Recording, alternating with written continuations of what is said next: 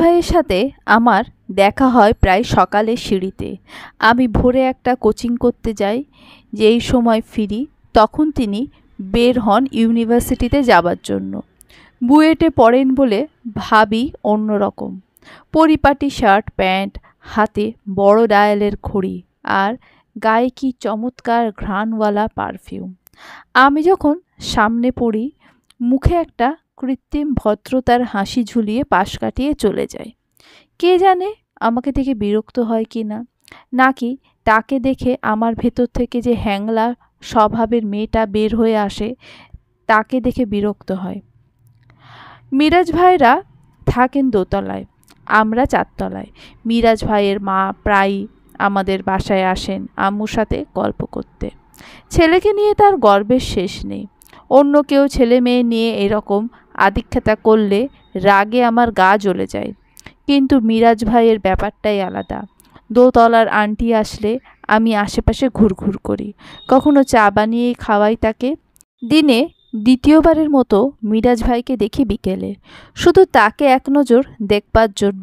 আমি বিকেলের টিচারকে হাজারবার রিকোয়েস্ট করার পর তিনি রাতে আসতে রাজি হয়েছেন। 4টে বাজতে না বাজতেই আমি হালকা সাজগোজ করে ব্যালকনিতে গিয়ে বসি। রাস্তা থেকে আমাদের বাড়িটা একটু ভেতরে বলে ছোট একটা খোলা জায়গা পার করে আসতে হয়।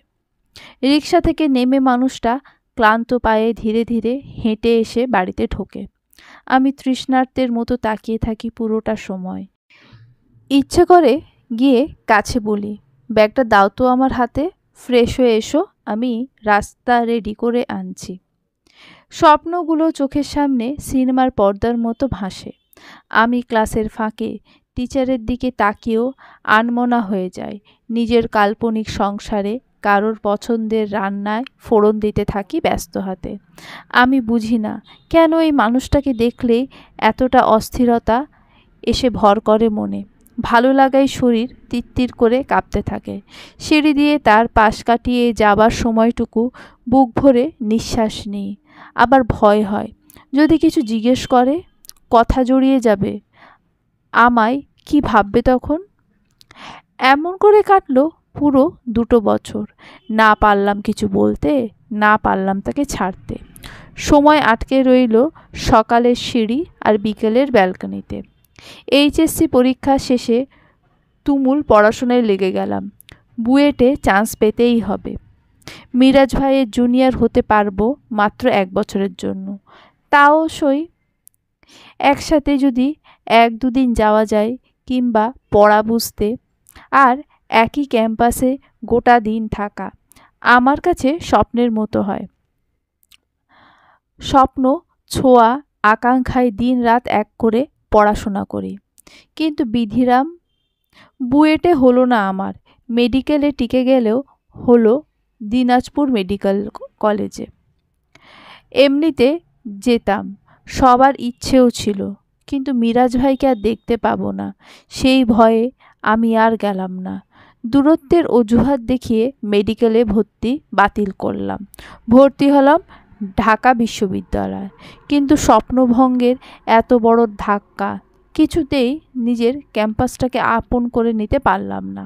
ক্লাস করতে ভালো লাগে না, নতুন বন্ধুদেরও ভালো লাগে না।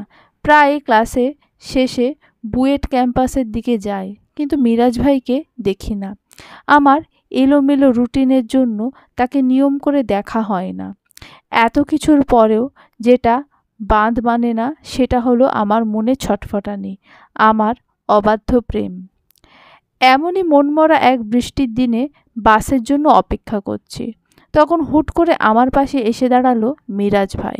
ভিজে চুপসে গেছে একেবারে, কালো শার্ট লেপ্টে গেছে শরীরের সাথে, গায়ের রং অন্য সময়ের চেয়ে ফর্সা লাগছে। কপালে পড়ে থাকা চুলগুলো একেবারে ভদ্রলোকের মতো নড়াচড়াবিহীন বসে রয়েছে যেন। আমাকে হাঁ করে তাকিয়ে থাকতে দেখে মিরাজ ভাই বলল, বাসায় যাবে? আমি মাথা নাড়ালাম শুধু।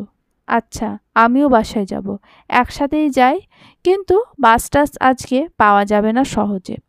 বৃষ্টি কমুক, চলো ততক্ষণে এই চায়ের দোকানে গিয়ে বসি।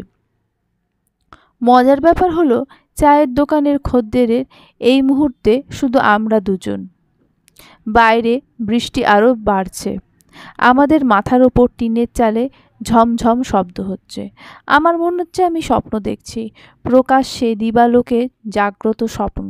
আচ্ছা, আমি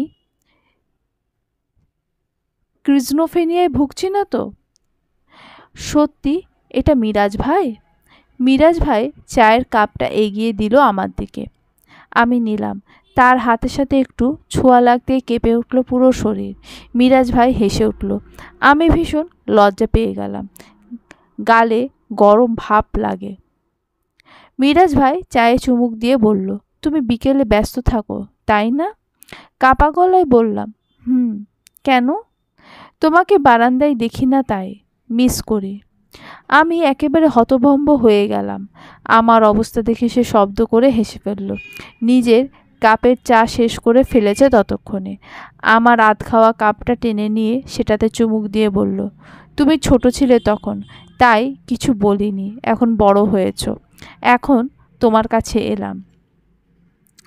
আমার মুখে কথা সরল না। সে বলে গেল, আমরা প্রতিদিন এই দোকানে দেখা করব, কেমন? রুটিন মিলিয়ে দেখা করার সময় ঠিক করব, যাতে কারোর ক্লাসে ক্ষতি না হয়। আর সপ্তাহে একদিন ঘুরতে যাব। এই সব চেনা অলিগলি ঘুরব তোমার হাত ধরে। আমার চাহিদা এতটুকুই, চলবে? তুমি কি বলো? সমাপ্ত।